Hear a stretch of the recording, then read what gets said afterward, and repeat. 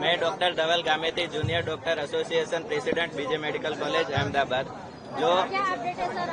जो 12 जून को जो प्लेन क्रैश की दुर्घटना सिविल हॉस्पिटल में हुए, उसके बारे में मैं अभी बताना चाहूंगा कि उसमें 4 मेडिकल स्टूडेंट की दुखद मृत्यु हुई है और उसके अलावा जो रिलेटिव थे, सुपर स्पेशलिस्ट के रेसिडेंट डॉक्टर थे, उनके रिलेटिव के साथ टोटल डेथ के 9 है और 20 स्टूडेंट को इधर एडमिट किया गया था, जिसमें से 11 को डिस्चार्ज कर दिया गया और जो भी स्टूडेंट अंडर गोइंग ट्रीटमेंट है वो अभी स्टेबल है out of danger. BJ medical के जो यूजी के स्टूडेंट थे वो अभी 4 के दुखद मृत्यु हुई है। अभी कितने एडमिटेड है? अभी 20 एडमिट थे, उसमें से 11 को डिस्चार्ज दे दिया गया है। अभी 8 से 9 लोग अभी ऑन गोइंग ट्रीटमेंट में है और वो अभी स्टेबल है। अच्छा, बॉडी कब दी जाएगी? No, right now no one is missing. So, other than the plane passengers, how many fatalities have been reported from the ground? Do you have an estimate? Up to now 21 other than the passenger and medical student, 21 dead body recovered from the site of the plane crash. Who are the other people?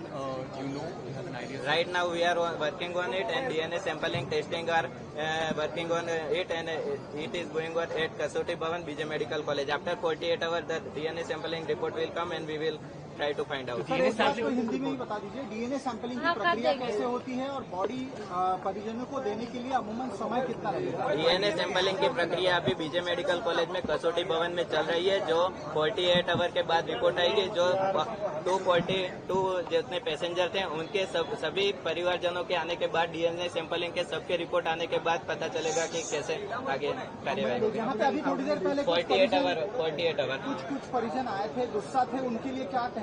तो अभी DNA sampling में 48 our लगेंगे और ये अभी इतना जल्दी में हो रहा है तो उसकी वजह से थोड़ी अव्यवस्था हुई होगी, लेकिन उसके लिए अभी डॉक्टर की टीम चालू है, रात दिन काम पे लगे हुए हैं। जैसे ही 240 तक सैंपल इकट्ठा हो गए हैं, जैसे ही रिपोर्ट आएगी उसके बाद बॉडी को आगे ये बताया जा रहा है सर कि कोल्ड स्टोरेज में 36 बॉडी रखी जा सकती है। कितनी बॉडी हैंडओवर है? कोल्ड स्टोरेज में 36 बॉडी रखी जा राइट नाउ सकती है। No body will given to the passenger relative of the passenger because सभी के रिपोर्ट्स आने के बाद ही डेड बॉडी डिस्पैच करेगी। सोमवार को कोई बॉडी मिलने की संभावना नहीं है। सोमवार को कोई बॉडी नहीं। पूरे रिपोर्ट आने के बाद ही पीएम रूम से और पुलिस परमिशन के साथ ही बॉडी को डिस्पैच किया जाएगा। डीएनए सैंपलिंग में क्या दिक्कत आ रही है? 48 आवर्स दिक्कत क्या आ रही है सर, जिस वजह से टाइम लग रहा है सर? रिलेटिव आ रहे हैं, रिलेटिव आने के बाद सभी के सैंपल आने के बाद कर सकते हैं कि एक रिलेटिव आ गया, उसके सैंपल के बेसिस पे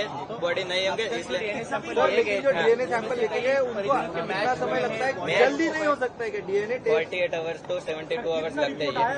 लेकिन जिन्होंने सबसे पहले डीएनए सैंपल दिया था उनके सैंपल्स कुछ आए हैं रिपोर्ट? वो 242 पैसेंजर के साथ जिसके रिपोर्ट आएंगे वो एक साथ ही उनको किया जाएगा, क्योंकि वो अगर मेहमान अगर मिसमैच।